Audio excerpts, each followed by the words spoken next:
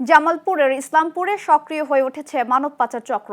যমুনা, ব্রহ্মপুত্র ও দর্শানের নদী বেষ্টিত এই এলাকায় হত দরিদ্র মানুষকে টার্গেট করে চাকরির প্রলোভনে পাচার করা হয়েছে রাশিয়ায়। চক্রের মূল হোতা হিসেবে SM শাহিনুজ্জামান শাহিনের নাম এসেছে।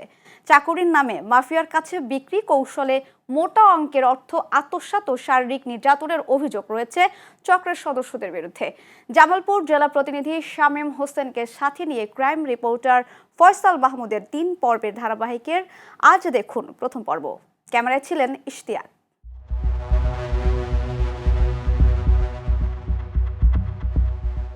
জামালপুর জেলার প্রাচীন ঐতিহ্যের এক জীবন্ত নিদর্শন ইসলামপুর উপজেলা।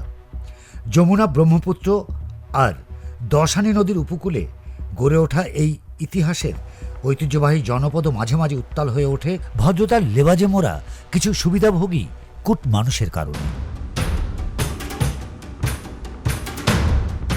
SM শাহিনুজ্জামান শাহিন তেমনি এক ভদ্রতার লেবাজে মোড়া এক স্বার্থলোভী মানুষের নাম।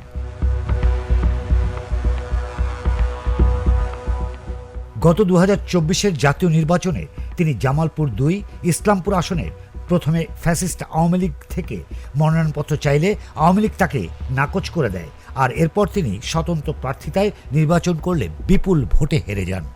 আর এরপরেই তিনি তার খোলস বদলে মানবতার ফেরিওয়ালা হিসেবে এই ইসলামপুরে আবির্ভূত হন।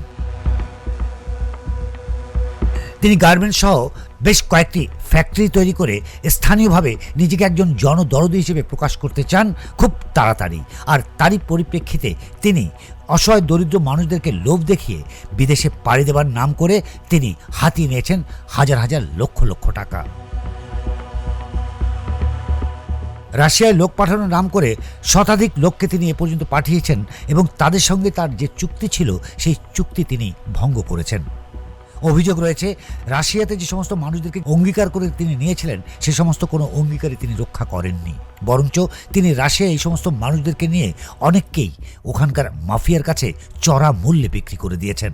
আর যার ফলে ওই সমস্ত মানুষদের জীবনযাপন আজ অতিষ্ঠ হয়েছে দাসত্বের শৃঙ্খলে। তারা দেশে ফিরতে চায়, তারা তাদের অধিকার ফিরে পেতে চায়। আমি 1 নম্বর শাহিন পাইলট, আমি আসামি দিয়ে মরমু, আমি আত্মহত্যা করবো লাইবে। আমার 200 কেন টাকা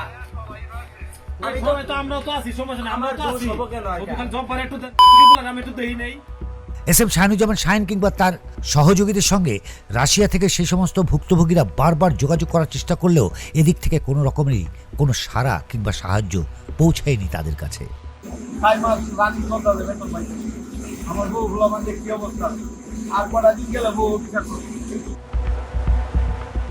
SM শাহিনুজ্জামান শাহিন আদ্যপান্তই একজন ব্যবসায়ী মানুষ, আর তাই তো আদম পাচার করে রাশিয়ায় নির্ধারিত অঙ্কের বাইরেও বাড়তি ইনকামের পথ তিনি বের করেছেন। তিনি গাজীপুরের মেঘডুবিতে একটি ট্রেনিং সেন্টার এবং ইসলামপুরে আরেকটি ট্রেনিং সেন্টার চালু করেছেন। SM শাহিনুজ্জামান শাহিনের মাধ্যমে যারা রাশিয়ায় যাবেন সেই সমস্ত মানুষগুলোকে রাশিয়ায় যাবার আগে এই সমস্ত ট্রেনিং সেন্টারে ট্রেনিং নিতে হয়, আর এই ট্রেনিংয়ের জন্য রয়েছে বাড়তি অর্থ।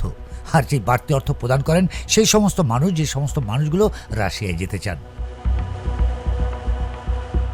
আমরা যখন গাজীপুরের মেঘডুবিতে তাদের এই ট্রেনিং সেন্টার পরিদর্শনে এবং তাদের ভেতরের গল্প তুলে আনতে যায়, ঠিক সেই মুহূর্তে ওখানকার কর্মচারী কর্মকর্তারা আমাদের সামনে এসে হাজির হন অনেকটা মারমুখভাবে।